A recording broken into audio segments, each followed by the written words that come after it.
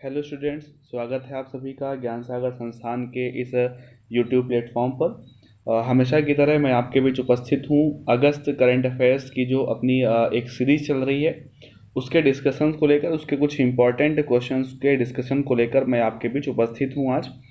और स्टार्ट करते हैं अपने सेशन को एक शानदार बात के साथ, जो यहाँ पर आप देख रहे हैं एक बहुत ही अच्छी बात लिखी हुई है। तो इस शानदार सी बात के साथ अपना सेशन आज का स्टार्ट करेंगे। तो इस सेशन में आप देख रहे हैं, इस फोटो में आप देख रहे हैं, लिखा हुआ है कि your smile is the signature of your personality, never allow it to be washed away by your tears और इरेज्ड बाय योर एंगर।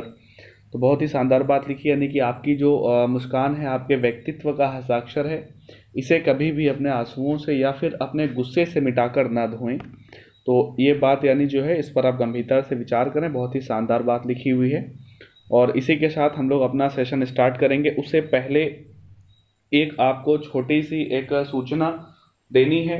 ठीक है, आज जो है एक सितंबर, ठीक है, 1 सितंबर 2020 है। और आप देख रहे, आप सबसे पहले क्या काम करें, इस वीडियो को देख रहे हैं, सबसे पहले आप इस वीडियो को लाइक करिएगा और शेयर करिएगा। और अभी जैसे कि आप देख रहे हैं, इस समय जो है एक मुहिम चल रही है, देश भर के अध्यापकों और देश भर के विद्यार्थियों के द्वारा एक मुहिम चल रही है।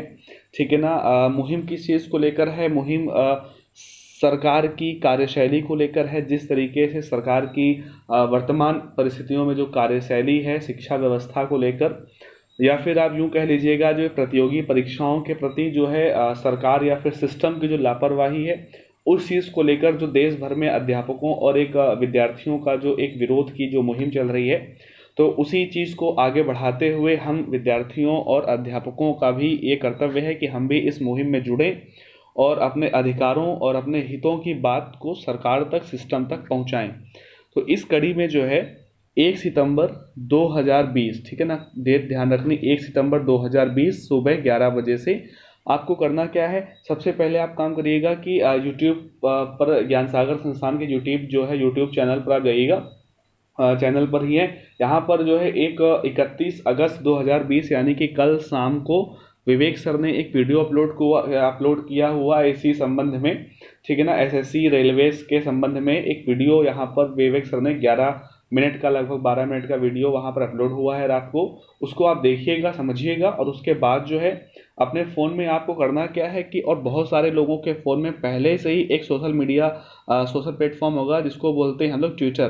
तो उस ट्विटर एप्लीकेशन को अपने मोबाइल में डाउनलोड करना है। बहुत लोगों के पास पहले से होगा और वो यूज़ करते हैं। तो उसमें क्या करना है कि सुबह 11 बजे से 3 हैशटैग वहाँ पर जो है, 3 तरह के हैशटैग जो हैं उनको वहाँ पर ट्रेंड कराना है। जैसे कि पहला जो हैशटैग आपका रहेगा, एक हैशटैग है आपका एसएससी डिक्लेयर रिजल्ट, ठीक है ना, हैशटैग एसएससी डिक्लेयर रिजल्ट। दूसरा है हैशटैग बायकॉट मीडिया और hashtag speak up for SSC railways students. ठीक है। जब आप विवेक सर का जो वीडियो रात में जो अपलोड हुआ उसको आप देखिएगा, सारी बात आपको समझ में आ जाएगी, उसको गंभीरता से सुनिएगा। और उसके बाद जो है अपनी प्रतिक्रिया उस वीडियो पे जाके कमेंट बॉक्स पर भी करें और वहाँ पर लिखें। और उस वीडियो का लिंक आपको इसी वीडियो के डिस्क्रिप्शन बॉक्स में दे दिया जाएगा। तो चलिए दोस्तों, स्टार्ट करते हैं आज का सेशन। तो ये जो बात मैंने आपको बताई है, इस विषय पर आप ध्यान दीजिएगा और वो वीडियो जो विवेक सर ने रात में अपलोड किया उसको ज़रूर देखिएगा। और उसके बाद सुबह 11 बजे से जो है ट्विटर पर ये जो है मुहिम है, इसमें अपना साथ दे, इसमें योगदान दे अपना।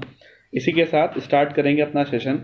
मैंने पिछले वाले वीडियो में आपसे 3 प्रश्न पूछे हुए थे और उन तीनों प्रश्नों के जवाब दो से 3 विद्यार्थियों ने बहुत अच्छे से जवाब दिए उनके, और जिन्होंने नहीं दिए उन्होंने प्रयास किया, नहीं किया, जो भी है।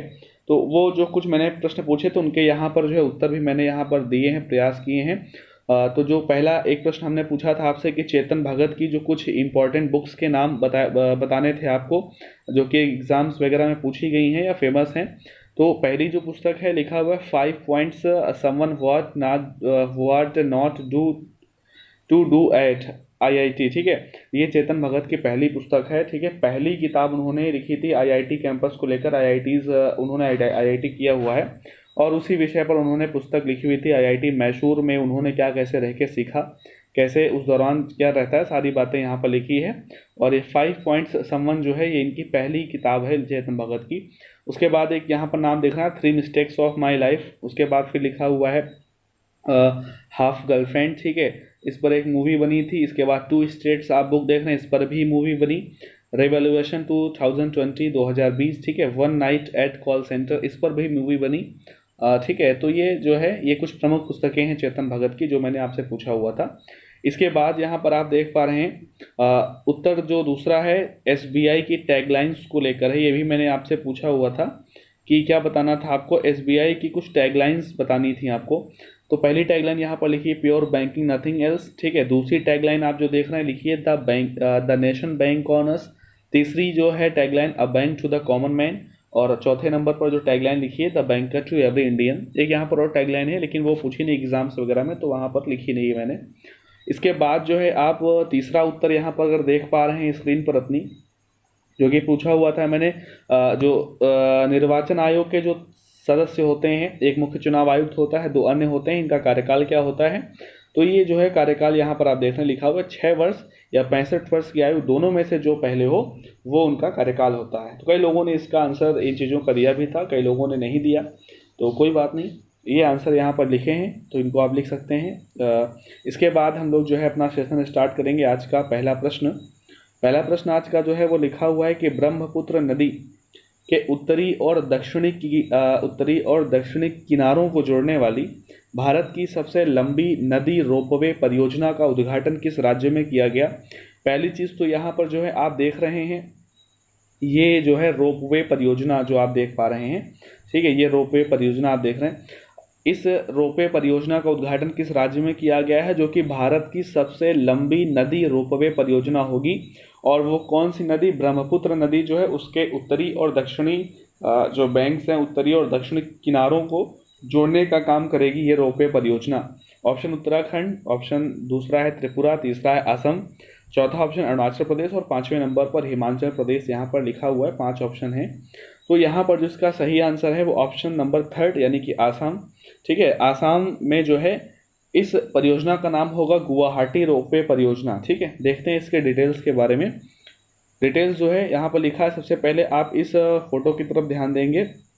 इंडियाज लॉन्गेस्ट रिवर रोपवे, जो ropeway connecting Guwahati and north Guwahati over Brahmaputra river, ठीक है, यानी कि ब्रह्मपुत्र नदी के ऊपर गुवाहाटी को जो है जोड़ेगा, उत्तरी गुवाहाटी को दक्षिणी गुवाहाटी से जोड़ने का काम करेगा। कौन सी नदी पर, ब्रह्मपुत्र नदी पर, जो कि भारत का सबसे लंबा रोपवे प्रोजेक्ट है, ठीक है। तो ये यहाँ पर इसका उद्घाटन किया गया। गुवाहाटी यात्री रोपवे परियोजना का उद्घाटन असम के वित्त राज्य मंत्री हिमंत बिस्वा शर्मा और गुवाहाटी विकास विभाग जो है उसके मंत्री सिद्धार्थ भट्टाचार्य द्वारा किया गया। और ये जो सेवा होगी रोपवे सेवा, ये 1.8 किलोमीटर यानी कि 1800 मीटर लंबी है, जो पूरे देश में एक नदी पर सबसे लंबी रोपवे दूरी बनाती है। यह परियोजना 24 अगस्त 2021 तक चालू होने के लिए जो है यह परियोजना तैयार है। यानी ये कब तक चालू हो जाएगी, 24 अगस्त 2021 तक परियोजना, ये प्रोजेक्ट जो है लॉन्च हो जाएगा, चालू हो जाएगा। इसकी जो है अनुमानित लागत जो इसको बनाने में आ रही है वो 56 करोड़ रुपए लागत आ रही है। इस 1800 मीटर जो है लंबी रोपवे नदी परियोजना बनाने की जो लागत आ रही है वो 56 करोड़ रुपए आ रही है। यहाँ पर आसाम के बारे में बताया गया हुआ कि राजधानी दिसपुर है, मुख्यमंत्री जो है सर्बानंद सोनोवाल हैं। राष्ट्रीय उद्यान की बात यहाँ पर कुछ की गई है, डिब्रू साइखोवा राष्ट्रीय उद्यान है, काजीरंगा राष्ट्रीय उद्यान, मानस राष्ट्रीय उद्यान या फिर मानस वन्यजीव अभ्यारण्य, नामेरी राष्ट्रीय उद्यान और द ओरंग राष्ट्रीय उद्यान। ये कुछ प्रमुख नेशनल पार्क्स हैं आसाम में। इनमें से जो आपने 2 नाम पढ़े, काजीरंगा राष्ट्रीय उद्यान और मानस राष्ट्रीय उद्यान, ये दोनों ही जो हैं गैंडों के लिए फेमस हैं। जो गैंडा परियोजना लॉन्च की गई थी तो इन्हीं 2 राष्ट्रीय उद्यान को ध्यान में रखकर लॉन्च की गई थी, काजीरंगा राष्ट्रीय उद्यान और मानस राष्ट्रीय उद्यान, जो कि भारत में गैंडों के लिए फेमस राष्ट्रीय उद्यान है। इसके अलावा जो काजीरंगा राष्ट्रीय उद्यान है वो काजीरंगा बाघ अभ्यारण्य भी है, बाघ रिजर्व क्षेत्र भी है, टाइगर रिजर्व क्षेत्र है, कौन, काजीरंगा। और काजीरंगा टाइगर रिजर्व के बारे में खास बात यह है कि विश्व में सबसे अधिक बाघ घनत्व वाला टाइगर रिजर्व है, कौन सा, काजीरंगा टाइगर रिजर्व।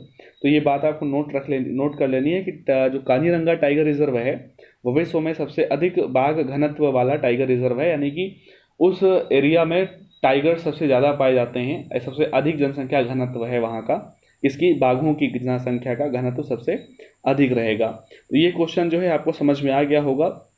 और रोपवे परियोजना होती है क्या कि तारों के सहारे, ये देखिएगा यहाँ पर एक ये जैसे बना हुआ है, इसमें लोग बैठते हैं। हालांकि इसमें ये कहा गया कि ये अधिकतम जो है 50 अधिकतम 32 लोगों अधिकतम 32 लोगों को ये इसको ले जाने की क्षमता है, एक साइड से दूसरे साइड। इसमें लोग 32 लोग बैठ के एक साथ यात्रा कर सकते हैं इसमें।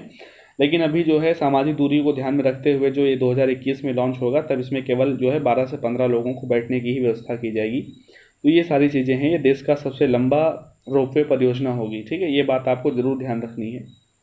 इसी के साथ बढ़ते हैं अपने अगले प्रश्न संख्या 2 पर, जो कि लिखा हुआ है कि थम्बी महोत्सवम 2020 किस राज्य का पहला ड्रैगन फ्लाई त्यौहार है? ऑप्शन पश्चिम बंगाल, ऑप्शन 2 ओडिशा, आंध्र प्रदेश और केरला।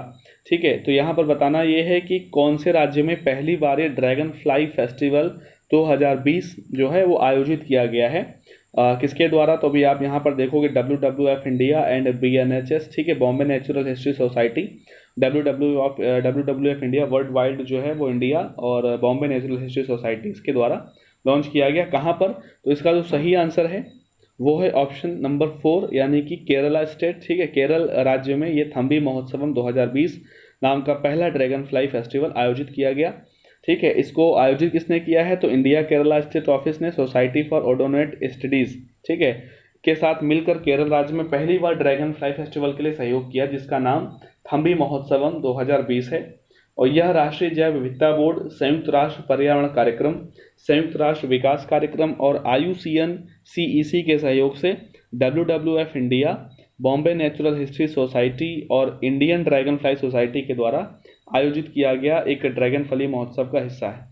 ठीक है, ये ड्रैगन फ्लाई फेस्टिवल है क्या कि ड्रैगन फ्लाई फेस्टिवल जो है आने वाले महीनों में समाज के विभिन्न वर्गों तक पहुंचने के लिए विभिन्न कार्यक्रमों के लिए एक श्रृंखला शुरू की जाएगी। त्यौहार का जो आधिकारिक शुभंकर है, ठीक है, ये यहाँ पर ध्यान देना है, त्यौहार का जो आधिकारिक शुभंकर है पंतलू है, जिसे परिवार में ड्रैगन फलीस के जीन्स जो है लिबी लुलिडे के को आमतौर पर वर्षा पूल ग्लाइडर्स के रूप में जाना जाता है। तो यानी जो इसका शुभंकर जो मैस्कॉट है इस फेस्टिवल का, वो ये जो आप यहाँ पर देख रहे हैं ड्रैगन फ्लाई, तो आधिकारिक रूप से उसका नाम क्या है? पंतलू। ठीक है ना, ये ध्यान देना है कि ड्रैगन फ्लाई फेस्टिवल जो कि 2020 केरला में आयोजित हुआ अगस्त 2020 पे, उसका आधिकारिक शुभंकर या मैस्कॉट क्या था? तो ये यहाँ पर प्रश्न आपको लिखना है, यही प्रश्न आपके लिए इंपॉर्टेंट है कि इस ड्रैगन फ्लाई फेस्टिवल का शुभंकर या मैस्कॉट क्या है? तो पंतलू है। कहाँ हुआ है? ठीक है, तो केरला में हुआ है, पहली बार हुआ है। किसके द्वारा? तो WWF इंडिया और बॉम्बे नेचुरल हिस्ट्री सोसाइटी के द्वारा यहाँ पर किया गया है। क्या कैसे है ये यहाँ पर लिखा हुआ, इसको आप आराम से पढ़ सकते हैं। PDF आपको हमेशा की तरह टेलीग्राम पर उपलब्ध करा दी जाएगी, ठीक है, जिस तरह से आपको मिल जाती है।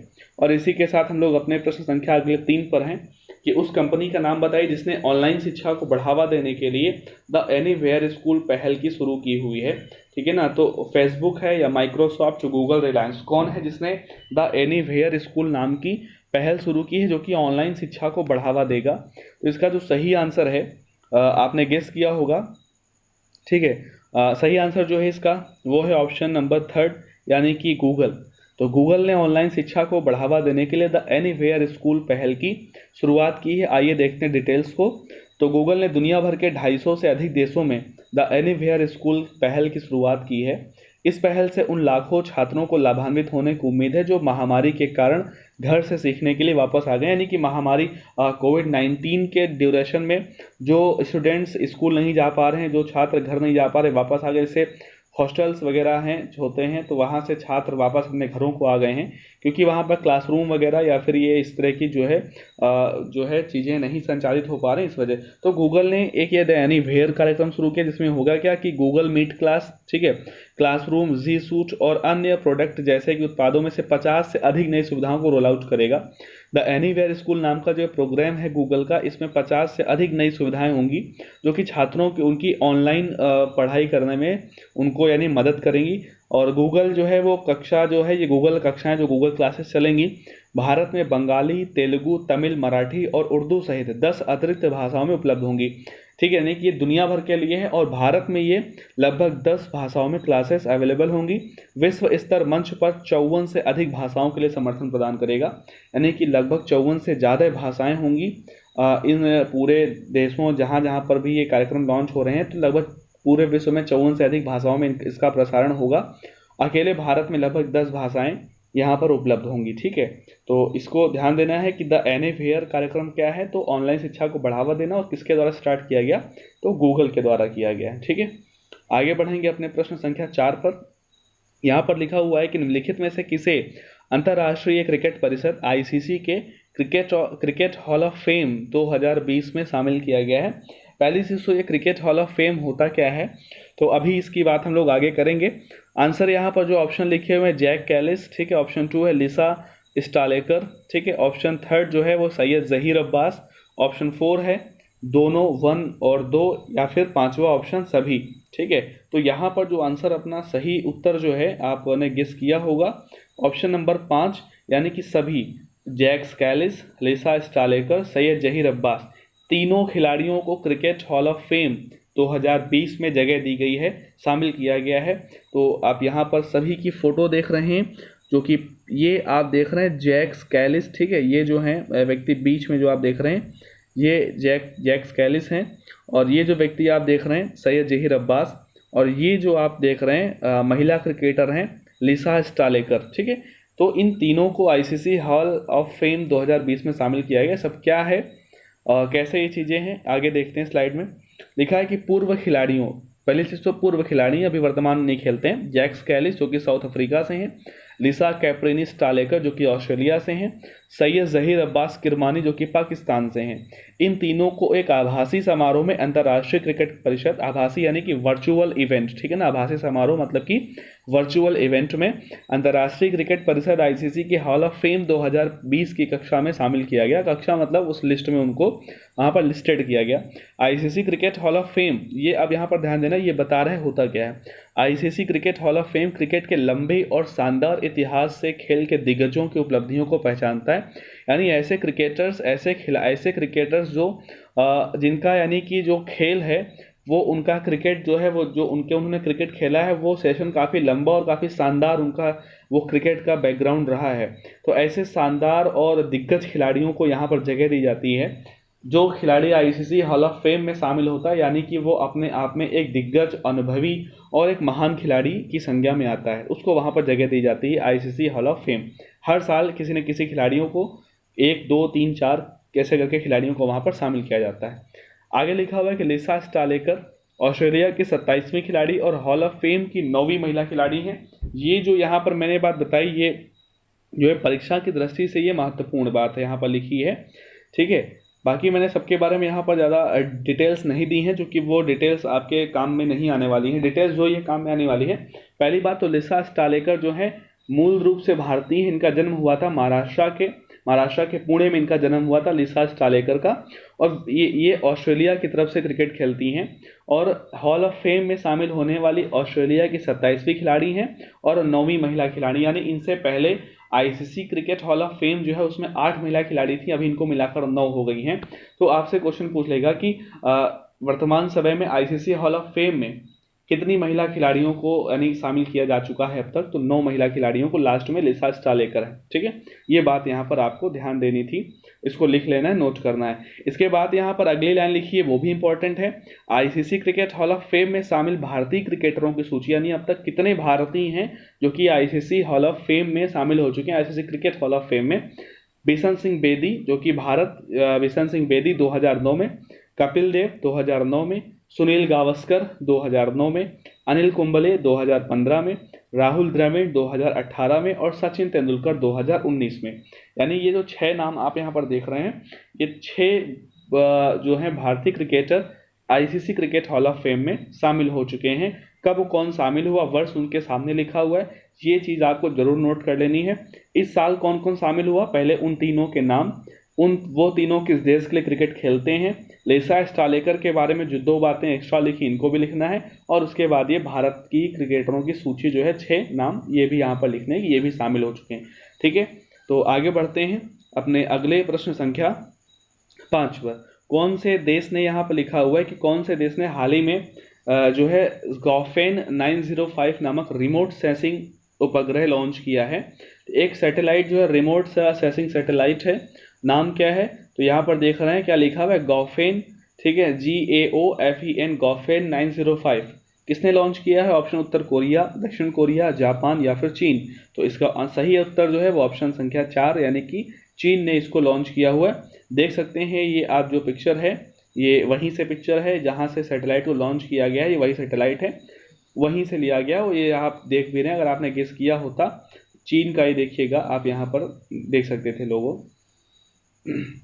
बढ़ते हैं अगले डिटेल्स पर कि चीन ने उत्तर पश्चिम चीन में अपने जीवन सैटेलाइट लॉन्च सेंटर, ये जो आपको मैंने बताया ना कि लॉन्च सेंटर जो लॉन्चिंग पैड ये आप देख रहे थे, इसका नाम क्या है? वही नाम आगे बताया गया है कि जीवन सैटेलाइट लॉन्च सेंटर से लॉन्ग मार्च 2D वाहक रॉकेट के माध्यम से छोटे पेलोड टिंटुएटो 5 और डुओ गोंगेन सियांग विक्सिंग के साथ गॉफेन 905 नाम से अपना 5वां श्रृंखला, इस यानी कि गॉफेन नाम की पूरी श्रृंखला है, ठीक है ना, उसी श्रृंखला का ये 9वें नंबर का सैटेलाइट है जिसको चाइना ने लॉन्च किया है। तो बेसिकली आपको इस सैटेलाइट का नाम याद रखना है और किसने लॉन्च किया, तो चीन ने किया है। इससे ज़्यादा इसमें आपको कुछ याद रखने की आवश्यकता नहीं है। क्वेश्चन संख्या जो है वो 6, दिल्ली दंगा 2020, दिल्ली दंगा 2020 द अनटोल्ड स्टोरी नामक पुस्तक के लेखक कौन है? फोटो में आप ये देख पा रहे हैं, फोटो में ये आप देख पा रहे हैं, पुस्तक का नाम लिखा हुआ है दिल्ली राइट्स 2020, ठीक है ना, द अनटोल्ड स्टोरी। इस पुस्तक के लेखक कौन है? Option Monika Arora, option 2 Sonali Chitalkar, option 3 है प्रेरणा मल्होत्रा, ऑप्शन 4 है दोनों यानी कि फर्स्ट और सेकंड, या ऑप्शन 5 है फर्स्ट सेकंड थर्ड तीनों, ठीक है। इसका जो सही आंसर है वो है क्या? सही आंसर इसका है ऑप्शन संख्या 5 यानी कि तीनों। तो तीनों राइटर्स हैं मोनिका अरोड़ा, सोनाली चितलकर, प्रेरणा मल्होत्रा, तीनों ने ही ये किताब लिखी है दिल्ली दंगा 2020 द अनटोल्ड स्टोरी। दिल्ली दंगा जो है किस पर आधारित है आगे आप देखोगे स्लाइड में। फिलहाल मैं आपको बता दूं जो प्रोटेस्ट चल रहा था NRC और CAA को लेकर शाहीन बाग में, ठीक है, जो एक बहुत लंबे समय तक वहाँ पर एक प्रदर्शन चला, ठीक है। प्रदर्शन के नाम पर वहाँ पर कई सारी जो है गतिविधियाँ हुई, राजनीतिक गतिविधियाँ, या फिर कह सकते हो वहाँ पर जो है भड़काऊ जो है चीज़ें वहाँ पर भी यूज की गई। शाहीन बाग का उस सच जो है आपके सामने चला है। भारतीय मीडिया वैसे भी आपको बहुत अच्छे से सारी चीज़ें दिखाती है, देखा भी आपने, ठीक है। तो देखते हैं इसका आंसर क्या था सभी। तो मोनिका अरोड़ा जो कि वकील हैं, सोनाली चितलकर जो कि राजनीति विज्ञान यानी कि जो है आपका पॉलिटिकल साइंस से हैं, और प्रेरणा मल्होत्रा जो कि इंग्लिश, ठीक है, अंग्रेजी विषय। तो ये तीनों लोग जो है दिल्ली विश्वविद्यालय के शिक्षक हैं। मोनिका अरोड़ा जो कि इस समय वकालत कर रही हैं, सुप्रीम कोर्ट हाई कोर्ट तक ये वकालत करती हैं। सोनाली चितलकर जो है वो पॉलिटिकल साइंस की टीचर हैं दिल्ली यूनिवर्सिटी में, और प्रेरणा मल्होत्रा इंग्लिश की। तो इन तीनों के द्वारा पुस्तक लिखी गई है दिल्ली दंगा 2020 द अनटोल्ड स्टोरी, जिसका प्रकाशन गरुड़ प्रकाशन द्वारा होने के लिए तैयार है, ठीक है। बीजेपी नेता कपिल मिश्रा की मौजूदगी में एक आभासी कार्यक्रम में, एक यानी कि वर्चुअल प्रोग्राम में संसद के सदस्य और राष्ट्रीय महासचिव भूपेंद्र यादव ने इस पुस्तक का विमोचन किया। यहाँ पर बात यह है कि इस पुस्तक का जो है वो इस पुस्तक को लॉन्च होने से पहले ही यानी कि मार्केट में इस पुस्तक को पब्लिश होने से पहले ही रोकने का प्रयास किया गया, रोक दिया गया है। इस पर जो है कई सारी इस पर जो है वो बायकॉट करके इस पर अभियान चलाए गए।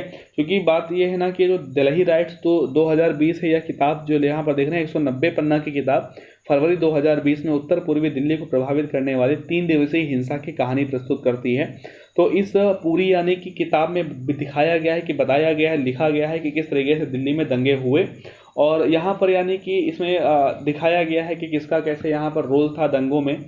कुल मिलाकर ये किताब जो है उन लोगों को जो लोग शाहीन बाग से जुड़े हुए थे या शाहीन बाग के प्रोटेस्ट को जो समर्थन करते थे, उसका सपोर्ट करते थे, तो उन लोगों को ये चीज़ अच्छी नहीं लगी कि इस पर एक पुस्तक आ गई है और ये देश के सभी लोगों तक पहुँचेगी इसका सच, जो कि कोर्ट वगैरह भी सर इसका सब बता चुके हैं।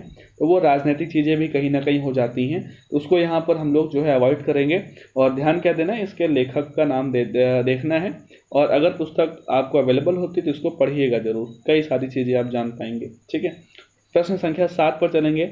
दास व्यापार और उसके उन्मूलन की याद के लिए अंतर्राष्ट्रीय दिवस किस दिन प्रतिवर्ष मनाया जाता है? यहाँ पर आप देख पा रहे हैं 23 अगस्त को, ठीक है ना।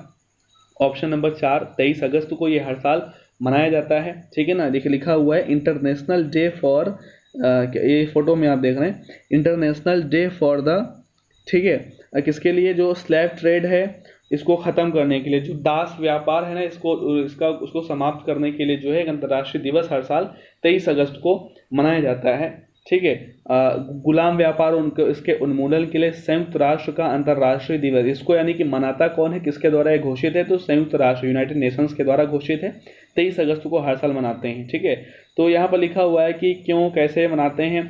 तो उसके यानी कि जो दास व्यापार है और उसके परिणामों से जुड़ी ऐतिहासिक घटनाओं की जानकारी फैलाने के लिए और सहिष्णुता यानी कि टॉलरेंस और मानवाधिकारों को बढ़ावा देने के लिए है।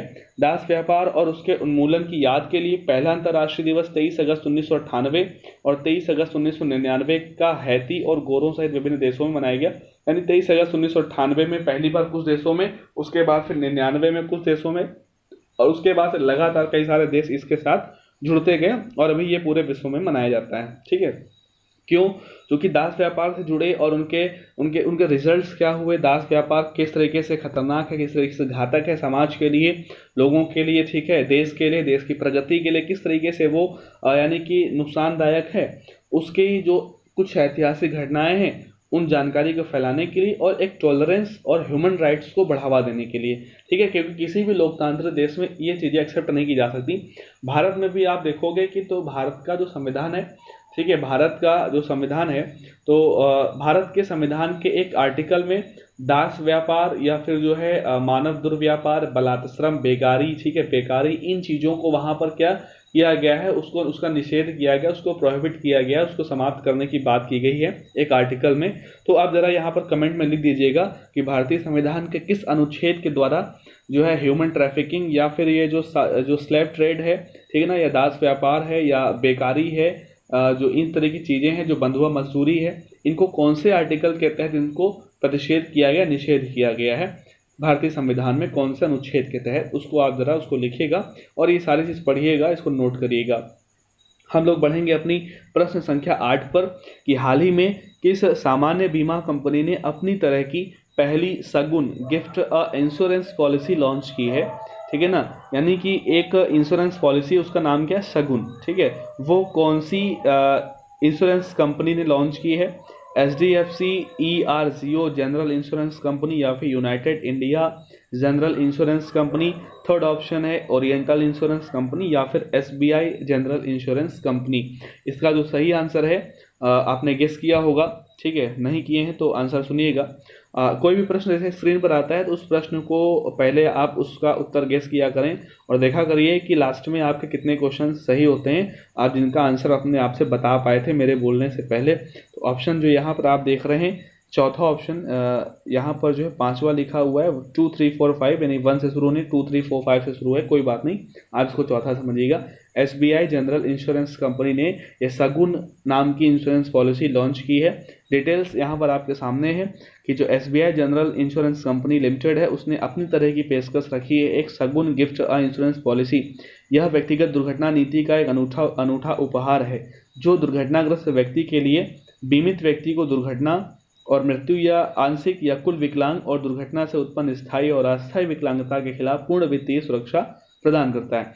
यह पॉलिसी 18 वर्ष से 65 वर्ष की आयु के दोस्तों, परिवारों, घरेलू सहायकों जैसे किसी भी को उपहार में दी जा सकती है। यानी ये एक यानी उपहार में देने का मतलब क्या है, जैसे आप हैं तो आप जैसे क्या कर सकते हैं, आप अपने किसी दोस्त का, अपने परिवार के किसी सदस्य का, अपने किसी साथ में काम करने वाले सहायक का या घरेलू सहायक का, उसका आप क्या कर सकते हैं, इस इंश्योरेंस पॉलिसी के तहत उसका बीमा करवा सकते हैं और उसका बीमा करवा के उसको गिफ्ट कर देंगे सगुन। ठीक है ना, ये यानी एक अपनी तरह की अलग पहल है। ठीक है ना, इसको ऐसा क्यों बनाया है कि एक सगुन यानी गिफ्ट करिएगा अपने किसी दोस्त को, अपने किसी जानने वाले को इंश्योरेंस पॉलिसी करवा के उसको गिफ्ट कर दीजिएगा।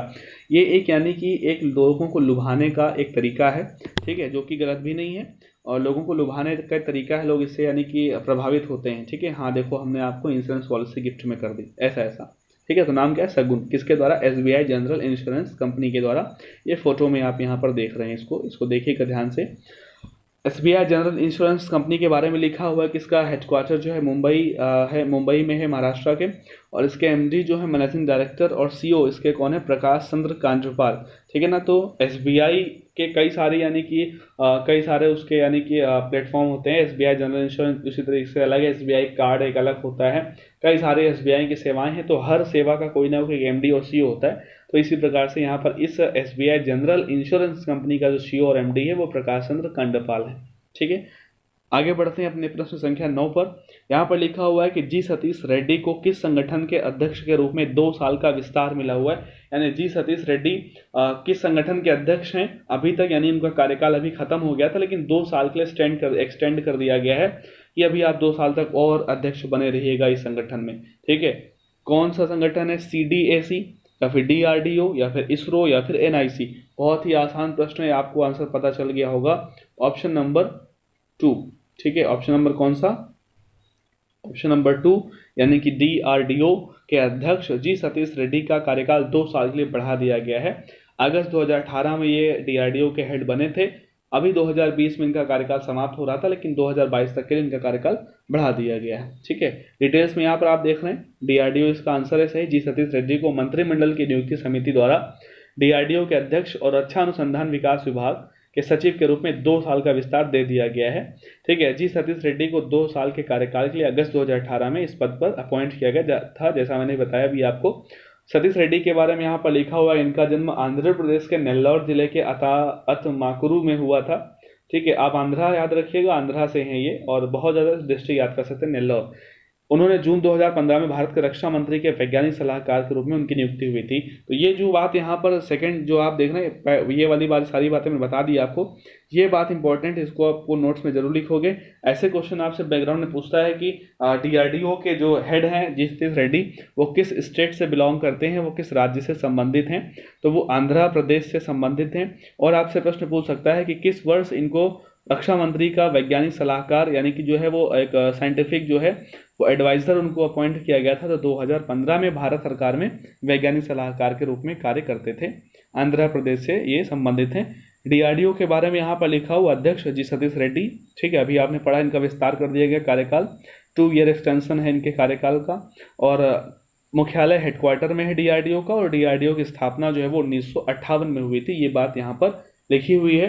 इसको आप जो है वीडियो को अगर आप चीज़ें लिख नहीं पाते हैं तो वीडियो को रोक कर पॉज कर दीजिएगा, और जब लिखते आराम से यानी कि इसको धीरे धीरे आप सारी चीज़ें लिखिएगा। आपके पास ऑप्शन है, वीडियो को कभी भी आप रोक सकते हैं, कभी भी पीछे कर सकते हैं, आगे कर सकते हैं। तो उसी हिसाब से आप अपने नोट्स बनाइएगा। 10 नंबर प्रश्न में लिखा हुआ है कि उस मोबाइल एप्लीकेशन का नाम बताइए जिसे भारतीय वायुसेना द्वारा लॉन्च किया गया। ठीक है ना। इंडियन एयरफोर्स के द्वारा हाल ही में भी कौन सा एप्लीकेशन लॉन्च किया गया है। ऑप्शन है गर्व इंडियन एयरफोर्स, या फिर सेकंड ऑप्शन है Indian air force duty, third option है मेरा IAF यानी कि जो है मेरा इंडियन एयरफोर्स, या फिर option number 4 Bharat IAF Bharat Indian air force.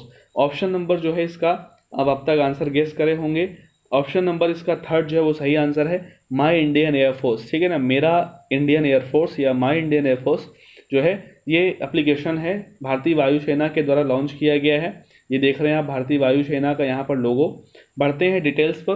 तो भारतीय वायुसेना के चीफ ऑफ एयर स्टाफ, ठीक है ना, एयर चीफ मार्शल, जो भारतीय वायुसेना के प्रमुख हैं, air chief marshal Rakesh Kumar Singh Bhadauria ने आकांक्षाओं को इंडियन एयरफोर्स में कैरियर संबंधी जानकारी और विवरण प्रदान करने के लिए mobile application my Indian air force launch किया हुआ है। ठीक है ना, यानी कि ये एप्लीकेशन लॉन्च करने का उद्देश्य क्या है, तो जो है जो नव युवकों की, जो युवाओं की एयरफोर्स में जो है अपना कैरियर बनाने की जो आकांक्षा होती है, ठीक है ना, उस चीज़ की जानकारी करने के लिए, और कौन कौन से तरह के आप एयरफोर्स में अपने किस तरह से कैसे अपना करियर बना सकते हैं, उन सारी बातों की जानकारी इस एप्लीकेशन पर यहाँ पर दी गई है। एप्लीकेशन को डिजिटल इंडिया इनिशिएटिव के एक भाग के रूप में लॉन्च किया गया। इसे centre for development of advance computing CDAC के सहयोग से इसको डेवलप किया गया है।